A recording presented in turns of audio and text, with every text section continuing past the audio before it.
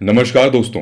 कहते हैं कि अगर किसी भी कंसेप्ट की क्लैरिटी चाहिए या फिर किसी भी मुद्दे को आप जीरो से समझना चाहते हैं, फिर चाहे वो हमारे संविधान के इंपॉर्टेंट अमेंडमेंट्स हो गए या फिर इंपॉर्टेंट आर्टिकल्स हो गए या फिर लैंडमार्क जजमेंट्स हो गए, इन सभी को अगर आपको डिटेल में समझना है तो फिर स्टोरी के फॉर्म में समझिए, मतलब कि कहानी के फॉर्म में।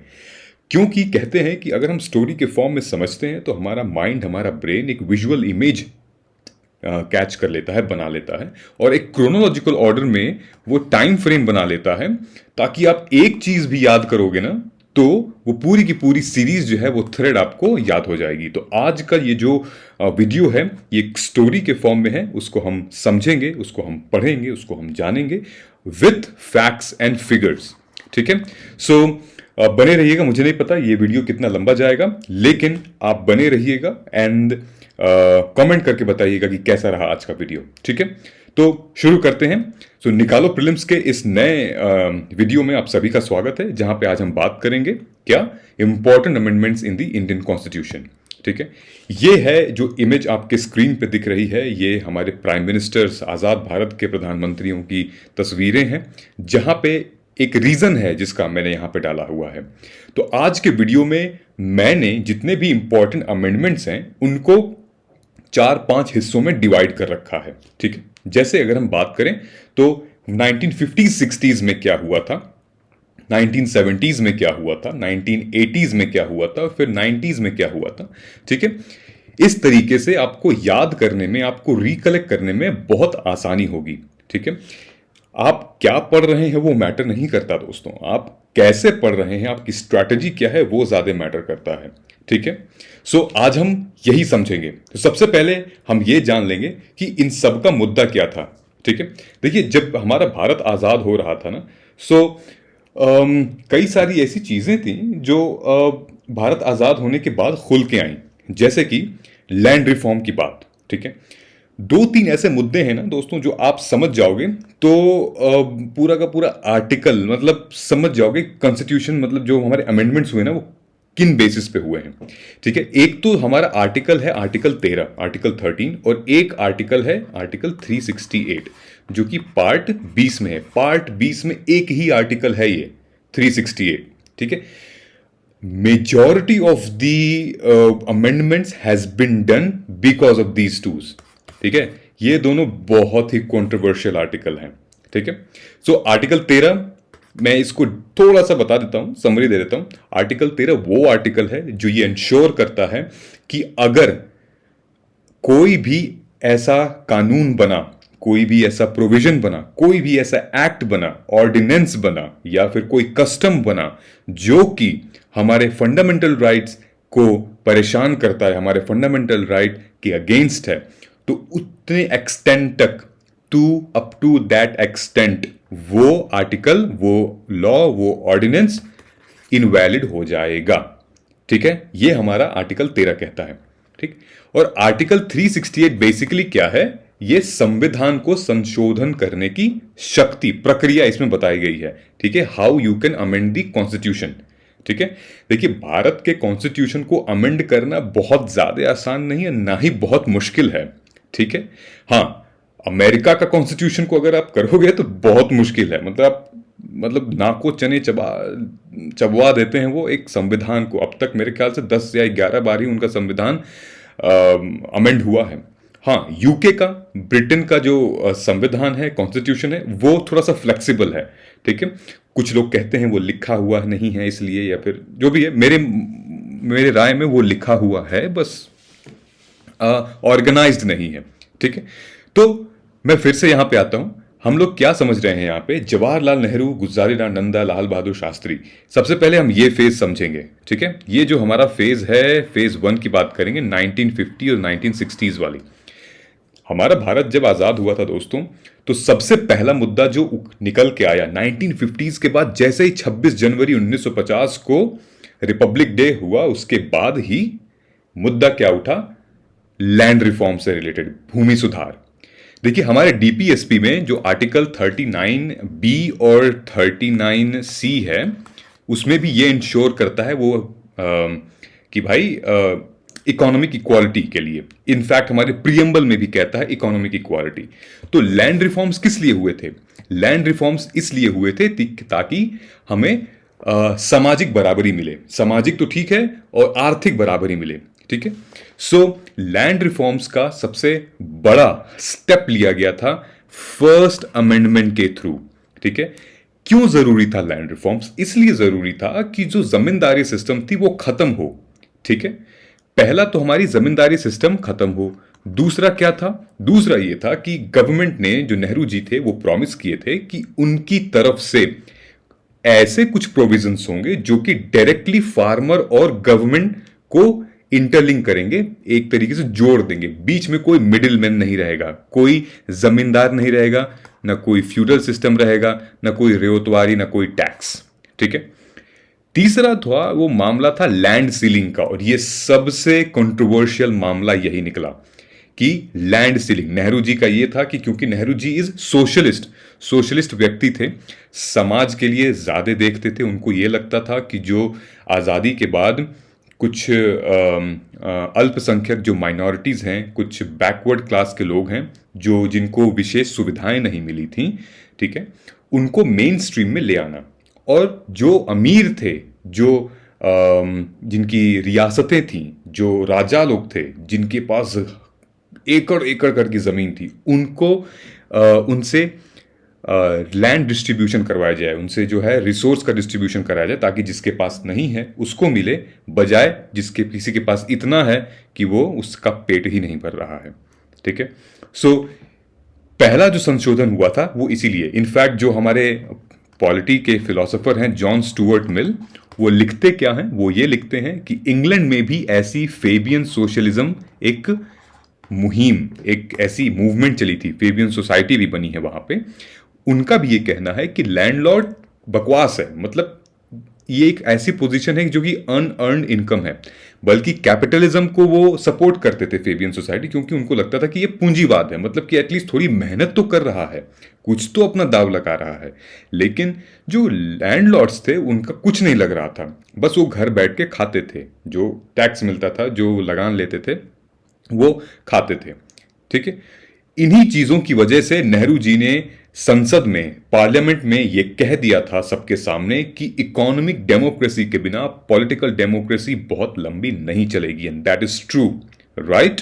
मैं फिर से कहता हूं कि इकोनॉमिक डेमोक्रेसी के बिना पॉलिटिकल डेमोक्रेसी नहीं चलेगी, बहुत लंबी नहीं चलेगी। इनफैक्ट इसी बात को बी आर अम्बेडकर साहब ने भी कहा था कि सामाजिक डेमोक्रेसी, मतलब कि सामाजिक लोकतंत्र, सोशल डेमोक्रेसी के बिना भी पॉलिटिकल डेमोक्रेसी नहीं चलेगी।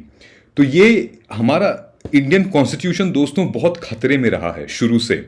ठीक है। उस पे इतने चाकू और खंजर चले हुए हैं कि हर पग पग पे उस पे कोई ना कोई कॉन्स्टिट्यूशन चला आ रहा है, कोई ना कोई अमेंडमेंट चला आ रहा है, किसी न किसी आर्टिकल में कुछ इंसर्ट कर दिया जा रहा है। ठीक है।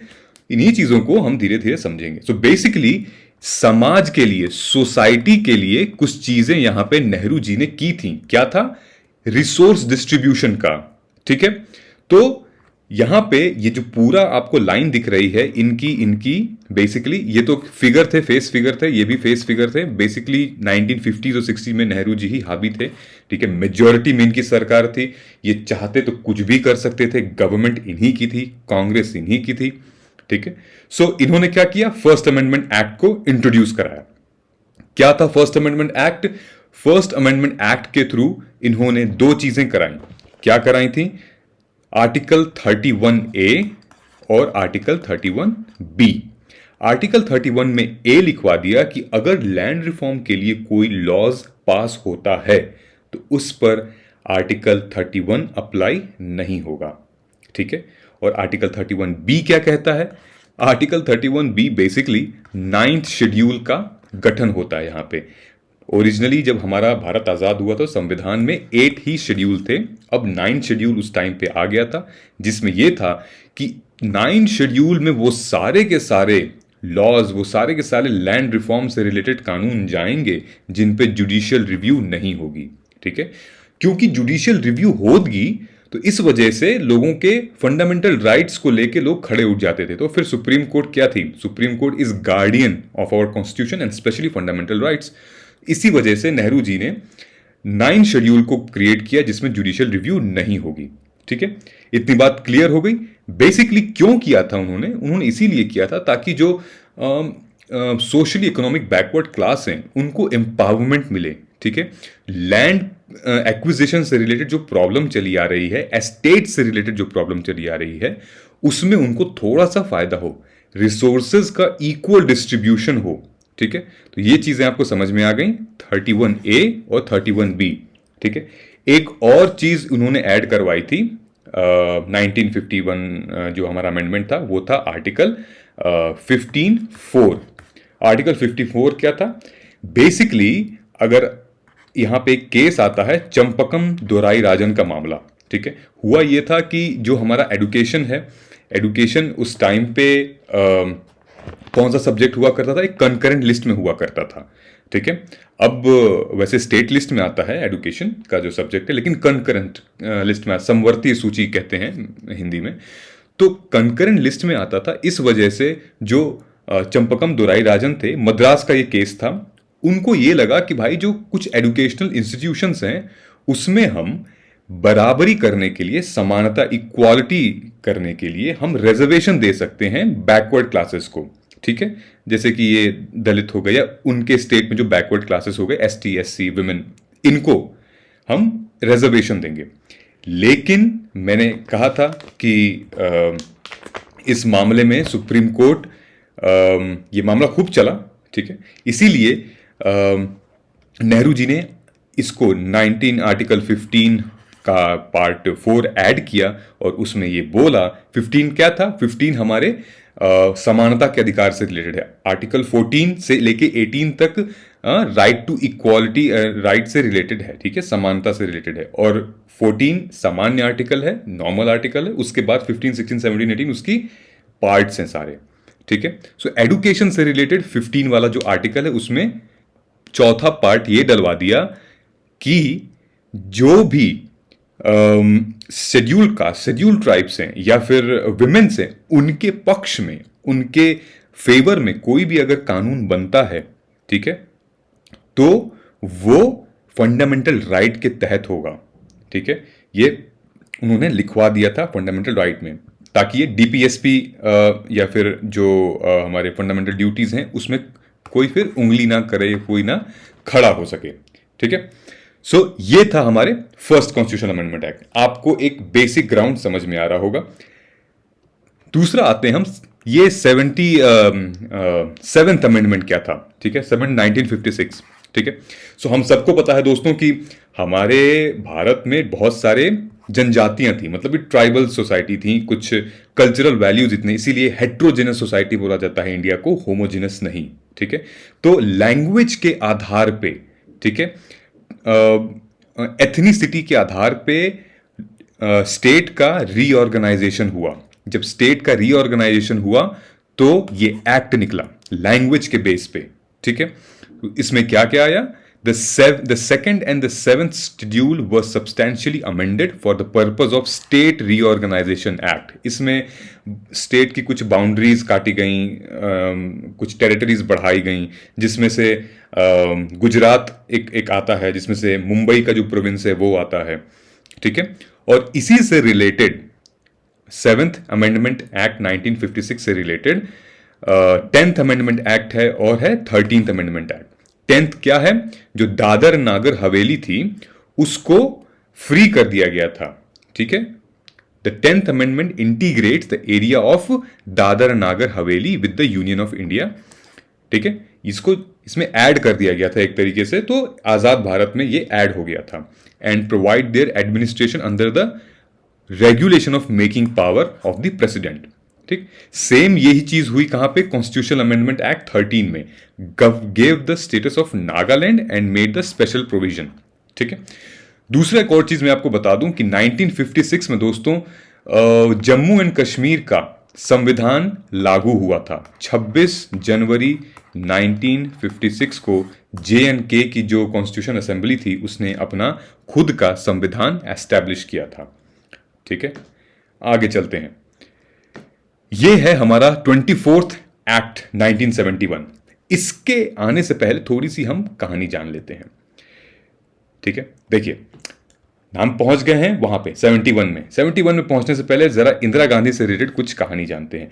इंदिरा गांधी को कहा जाता था एक टाइम पे गूंगी गुड़िया। ठीक है, गूंगी गुड़िया क्यों कहा जाता था इनको? बेसिकली नेहरू जी 1964 के बाद जब इनकी मृत्यु हो गई, हृदयघात हुआ मेरे ख्याल से, इंडो चाइना वॉर के बाद इनको ये गुजर गए थे। उसके बाद कुछ टाइम के लिए गुलजारीलाल नंद जी को प्राइम मिनिस्टर बनाया गया। ये सब फेस थे, ठीक है, फेस थे ये। कहा जाता है तमिलनाडु के एक चीफ मिनिस्टर हुआ करते थे कामराज, के कामराज। इनको भारत के इतिहास में किंग मेकर का दर्जा दिया गया है। क्या? किंग मेकर का। इनकी बहुत पकड़ थी कांग्रेस में, बहुत उच्च स्तर के नेता थे, बहुत ही सॉलिड इनकी पकड़ थी पूरे कांग्रेस में। तो इन्होंने कहा कि बेसिकली आप लाल बहादुर शास्त्री जी को आप बना सकते हैं क्या? पीएम। और इनके टक्कर में कौन खड़े थे? इनके टक्कर में खड़े थे मोरारजी देसाई साहब। Morarji Desai was a civil servant, governor रह चुके हैं, बहुत ही पढ़े लिखे काबिल व्यक्ति मोरारजी देसाई साहब थे। लेकिन कामराज जी ने मोरारजी देसाई को इसलिए नहीं पीएम का उम्मीदवार बनाया क्योंकि उनको लगता था कि मोरारजी देसाई उनके कंट्रोल से बाहर हो जाएंगे। ठीक है, मोरारजी देसाई बहुत ही पावरफुल कंटेंडर थे प्रेसिडेंट के, प्राइम मिनिस्टर के, लेकिन के कामराज और उनसे एसोसिएटेड जितनी भी कांग्रेस की कमेटी थी उन्होंने वोट किसको दिया था? उन्होंने लाल बहादुर शास्त्री जी को वोट बनाया। लेकिन दुर्भाग्य की बात यह है दोस्तों कि 1966 में ये भी गुजर गए। ताशकेंत जब गए थे तो कुछ हुआ इनके साथ ऐसा जो ये भी गुजर गए थे। जब ये गुजरे उसके बाद भी गुलजारीलाल नंदा जी फिर एक फेस बने, ठीक है, कुछ दिनों के लिए, 12-13 दिनों के लिए प्रधानमंत्री बने देश के।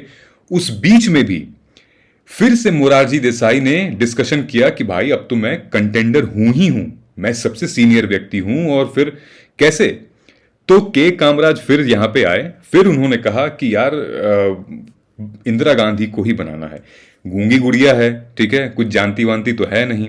और इंदिरा गांधी उस टाइम पे मिनिस्ट्री संभालती थी मास एंड कॉम की, मास एंड कम्युनिकेशन की, ठीक है। सो इनको लगा कि इंदिरा गांधी को हम बना देंगे और इंदिरा गांधी जी को हम कंट्रोल में कर लेंगे अपने हाथों से, ठीक। यही गलती हो गई थी के कामराज की।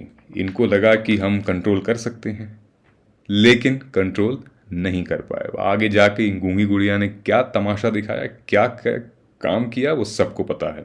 खैर, मोरारजी देसाई इस बात से बहुत नाराज थे, ठीक है।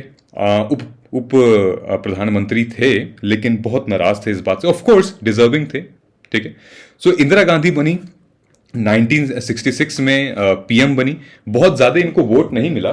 कांग्रेस उस टाइम पे मेरे ख्याल से 237 या 238 सीट ही उनको मिल पाई थी, 283 सीट मिल पाई थी मेरे ख्याल से, और 6 स्टेट्स में हार चुकी थी इलेक्शन, ठीक है।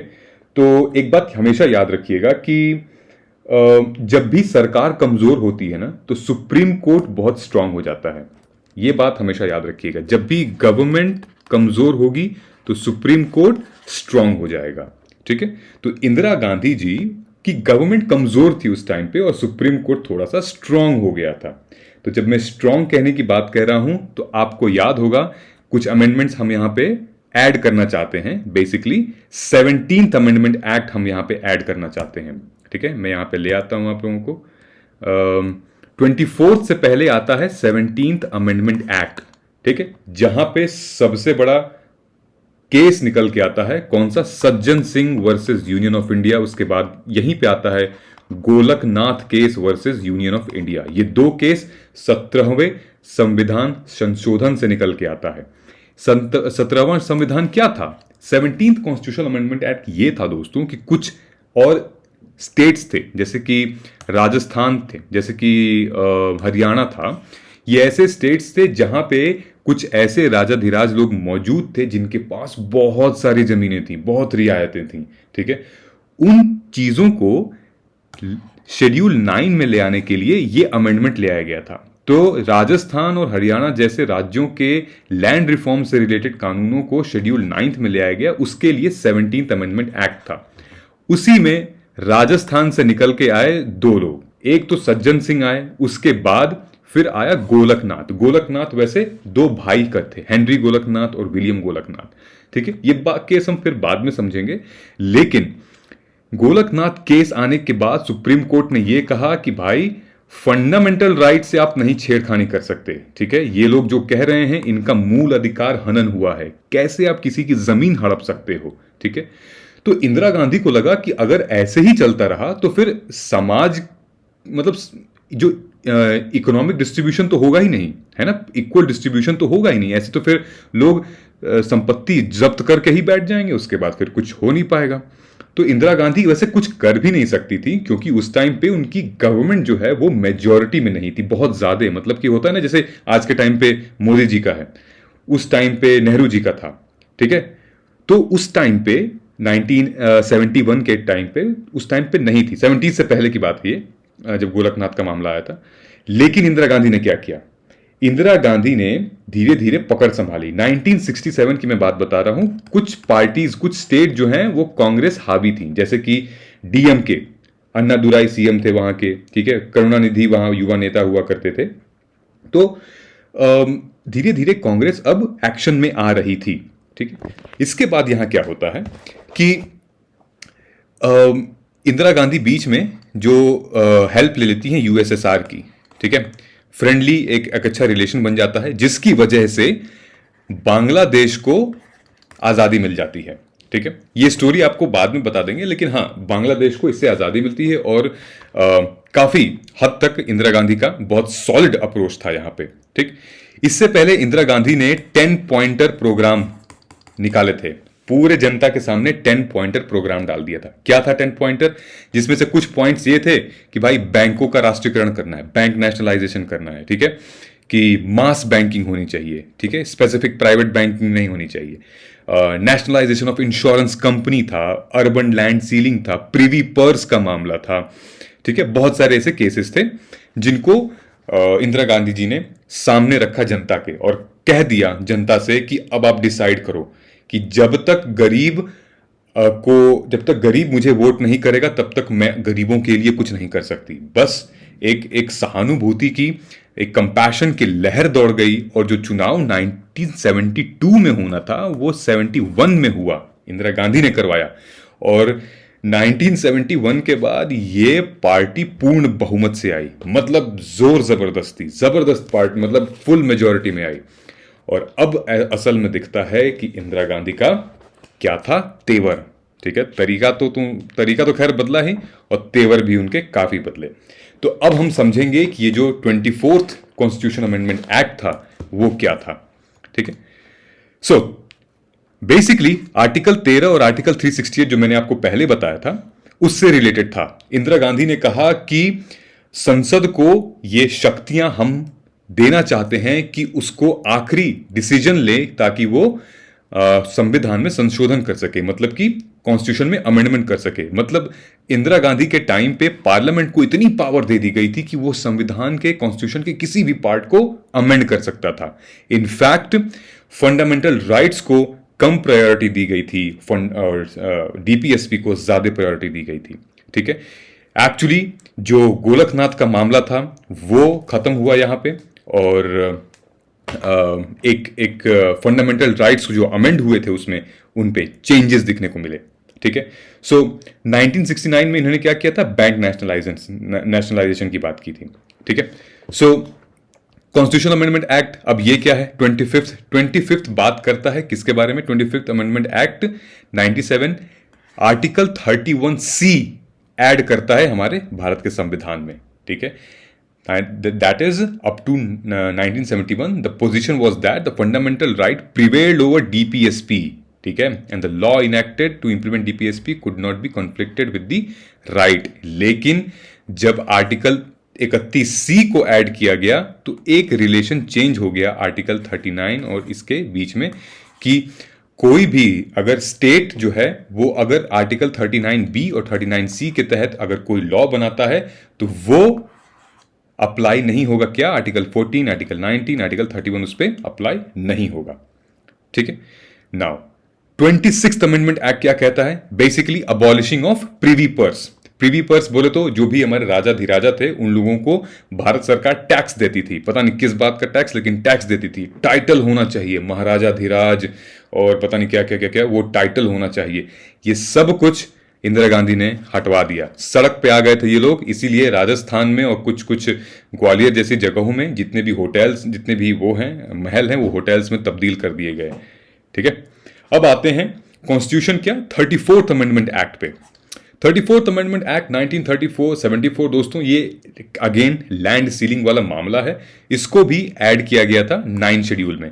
एक और अमेंडमेंट आता है यहाँ पे 29th अमेंडमेंट एक्ट इसलिए इंपॉर्टेंट है, इसी एक्ट की वजह से केशवानंदा भारती केस निकला, क्योंकि 29th अमेंडमेंट एक्ट में केरला के लैंड रिफॉर्म से जितने लॉज थे वो 9 शेड्यूल में इंदिरा गांधी ने डलवा दिए थे।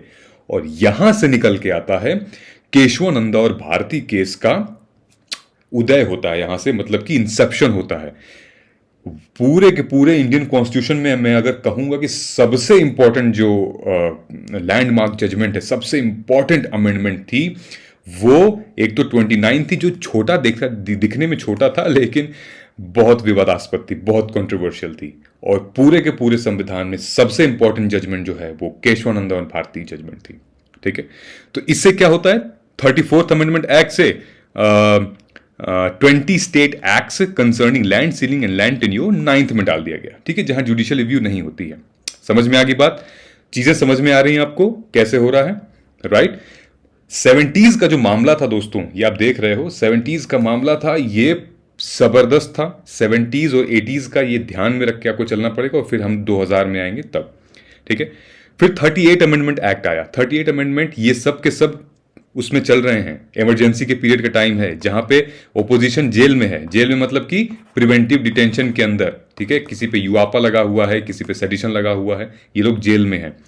इंदिरा गांधी ने क्या किया, she declare the emergency by president non justiciable. President उसको जस्टिसिएबल नहीं करा सकता है, सुप्रीम कोर्ट में नहीं जा सकती है इमरजेंसी वाली बात। Made the promulgation of ordinance by president governor administrative unitary non justiciable. ठीक है, कोई भी गवर्नर, प्रेसिडेंट या कोई भी यूटी का एलजी ऑर्डिनेंस नहीं निकाल सकता है, निकालेगा भी तो वो नॉन जस्टिसिएबल होगा। ठीक है, सुप्रीम कोर्ट उस पर रिव्यू नहीं कर पाएगी। ठीक है, empowered the president to declare and different proclamation national emergency और साइमल्टेनियसली। ठीक है, ये मामला था। अब इसी को देखते हुए 1976 में इंदिरा गांधी ने दे डाला भारत को मिनी कॉन्स्टिट्यूशन। मिनी कॉन्स्टिट्यूशन दोस्तों बदला था, किसका बदला था, जितने भी ऑपोजिशन थी, मोरारजी देसाई से लेके के कामराज, सबका बदला था, इंदिरा गांधी ने यहां उतार दिया था। क्या हुआ था बेसिकली, उन्होंने इतनी सारी चीजों को अमेंड कर दिया था। मैं अगर आपको नटशेल में बताऊं तो कहने का यह मुद्दा था कि हाई कोर्ट और सुप्रीम कोर्ट से पावर छीन ली थी जुडिशियल रिव्यू की। हाई कोर्ट और सुप्रीम कोर्ट को कई सारी ऐसी फंक्शंस थे जो उनसे छीन लिए गए थे, उन पे लगाम लगा दी गई थी। ठीक है, उनको यह कह दिया था कि आप अपने हद में रहिए। ठीक है, हुआ क्या क्या था आप ये सब देख सकते हैं। ठीक है, प्रियम्बल में ये वर्ड जुड़े थे, socialist, secular, democratic, Republic. Lok Sabha के सत्र 5 से 6 साल किए गए थे। इनफैक्ट जो एग्जीक्यूटिव है उसमें आर्टिकल 71 को अमेंड किया गया था। ठीक है, और फेडरलिज्म, फंडामेंटल राइट, डीपीएसपी, ये सारी चीजें आप पढ़ सकते हैं। ठीक है, मैंने आपको एक कहानी के तौर पे बताया है कि ये एक बदला था। किस लिए बदला था कि इंदिरा गांधी पार्लियामेंट को, इंदिरा गांधी खुद को, उनकी जो पूरी की पूरी कमेटी थी उसको स्ट्रांग, उसको पावरफुल बनाने के लिए, ताकि वो सोसाइटी के खिलाफ, अल्पसंख्यकों के खिलाफ, ठीक है, सामाजिक न्याय के खिलाफ, सोशल जस्टिस के लिए ये सारी चीजें करें। इस वजह से इन्होंने किया। ठीक है, अपने पिताजी के उस पर बिल्कुल चल रही थी इंदिरा गांधी, क्योंकि जब तक फंडामेंटल राइट के आड़ में ये लोग डीपीएसपी को अवॉइड करेंगे, तब तक स्टेट जो है वो कभी नहीं कर पाएगा अपने अपने लोगों के लिए वहां पे। So that was very very important. इसलिए आर्टिकल 42, अमेंडमेंट 42 बहुत इंपॉर्टेंट है यहाँ पे, क्योंकि बहुत सारी चीजें यहाँ पे अमेंड की गई थी। आप वीडियो पॉज करके पढ़ लीजिएगा, बहुत ही कंसाइज एंड क्रिस्प नोट्स है। ठीक, तब तक क्या होता है कि आर्टिकल हमारा आता है 44th अमेंडमेंट एक्ट 1971। ठीक है, यहां पे आती है मोरारजी देसाई की सरकार, ये बनते हैं प्रधानमंत्री हमारे भारत के। ठीक है, ये देखिए 1977 से 79, 2 साल का रहता है सत्र, ज़्यादा नहीं रहता है। ये आए तो कुछ अच्छी चीज़ें हुई। ठीक है, ऐसा लगा कि हाँ किसी पढ़े लिखे जानकार व्यक्ति की सरकार आई है। इन्होंने बिल्कुल ऑपोजिट कर दिया। जैसे कि लोकसभा की जो टर्म थी वो 6 से फिर 5 कर दी गई। जुडिशियल रिव्यू की पावर सुप्रीम कोर्ट को दे दी गई। ठीक है, हाई कोर्ट से रिलेटेड जो लगाम लगाई गई थी उसको अनलीश कर दिया गया था। ठीक है, जो आर्टिकल 1741 था कि प्रेसिडेंट भाई किसी भी काउंसिल ऑफ मिनिस्टर को मतलब रिकंसिडर नहीं कर सकता, उसको ओमिट किया गया। आर्टिकल 257 को ओमिट किया गया। राइट टू प्रॉपर्टी को फंडामेंटल राइट से हटा ही दिया गया और एक लीगल राइट बना दिया गया। वो इसी में हुआ था, सबकी जड़ यही थी, लीगल राइट वाली, मतलब fundamental right, right to property वाला। ठीक है, ये हमारा कुछ था। अब हम आते हैं 51st अमेंडमेंट एक्ट 1984 पे। अभी भी इंदिरा गांधी इस टाइम पे 1984 पे उनकी मृत्यु हो गई थी। ठीक है, लेकिन यहाँ पे एक अमेंडमेंट हो गया था कि जितनी भी ऐसे स्टेट्स हैं जहाँ पे ट्राइब्स रहते हैं, जनजातियाँ रहते हैं, मेघालय, अरुणाचल प्रदेश, मिजोरम, इनकी लेजिस्लेटिव असेंबली में, जैसे कि नागालैंड और फिर मेघालय में, ट्राइबल्स के लिए सीट रिजर्व कर दी गई थी। ठीक है, आर्टिकल 330 और आर्टिकल 332 में ये एंश्योर्ड है, एनश्राइंड है। ओके, आर्टिकल 52 1985 का क्या कहता है? बेसिकली ये था एंटी डिफेक्शन लॉ। यहां से हमारा शेड्यूल 10 आता है। ठीक है, आप नोट कर सकते हैं, आर्टिकल 52 एंटी डिफेक्शन लॉ था। हमारे तब तक कौन आ गए थे? राजीव गांधी जी आ गए थे। मेजोरिटी में आई थी सरकार, क्योंकि सहानुभूति का वोट मिला था, कंपैशन का वोट मिला था, क्योंकि इंदिरा गांधी की हत्या हुई थी, तो इनको वोट मिल गया था। कॉन्स्टिट्यूशन, और वही है, ये वो परिवारवाद था यहाँ पे भी। कॉन्स्टिट्यूशन का 61st अमेंडमेंट एक्ट हुआ 1989 में। किसी ने कहा राजीव गांधी जी को कि आपको अब वोट चाहिए, आपको वोट दिलाना बहुत ज़रूरी है, तो आपको भाई साहब क्या करना पड़ेगा, आप एज बढ़ा दीजिए। अब इन्होंने एज बढ़ा दी वोटर्स की, तो 61 अमेंडमेंट जो एक्ट था वो एज बढ़ाई गई किसकी? हमारे वोटर्स की, 18 से इतना। आई थिंक 326 आर्टिकल में ये एंश्योर्ड है, एनश्राइंड है मेरे ख्याल से। ठीक है, अब हम आते हैं 90s के दौर में। 90s के दौर में यहां पे आप देखोगे कि पूरा मुद्दा अब हम कास्ट वाइज चला जाता है। कास्ट वाइज, जनजातियां वाइज, विमेन से रिलेटेड, इन सब को अब हम एम्पावर कर रहे हैं 90s में। तो सबसे पहले आता है हमारा 61st अमेंडमेंट एक्ट। ये क्या करता है? ये करता है हमारे आर्टिकल 338 को थोड़ा सा अमेंड करता है, और constitution of a national commission for scheduled caste and scheduled tribe consisting of chairperson, vice chairperson, इसका गठन होता है। ठीक है, NC-SC का। उसके बाद क्या होता है? 1991 में 69th अमेंडमेंट एक्ट आता है, जहां पे दिल्ली को क्या कहा जाता है? दिल्ली को एक NCT का कैपिटल दिया जाता है। It also provide 70 members assembly with a 7 member council. ठीक है, ये दिल्ली वाला मामला आ गया। उसके बाद 73rd और 74th अमेंडमेंट एक्ट से तो आप अनजान होंगे नहीं, आपको तो ये चीज़ें पता होंगी कि भाई 73rd पंचायती राज से था और ये म्यूनिसिपल बॉडीज से था। तो बेसिकली क्या किया गया कि आर्टिकल 20 अप्रैल 1993, ठीक है, it got ratification by the state legislatures and was assented by the president of India। क्या कि पंचायती राज इंस्टीट्यूशन जो है वो एक कॉन्स्टिट्यूशनल लेजिटिमेसी है। ठीक है, पहले ये डीपीएसपी का पार्ट हुआ करता था। राजीव गांधी का सपना था कि उनके रहते रहते डीपीएसपी में से आर्टिकल, ये सारे अमेंडमेंट निकल के बाहर आ जाएं, लेकिन उनकी मृत्यु हो गई।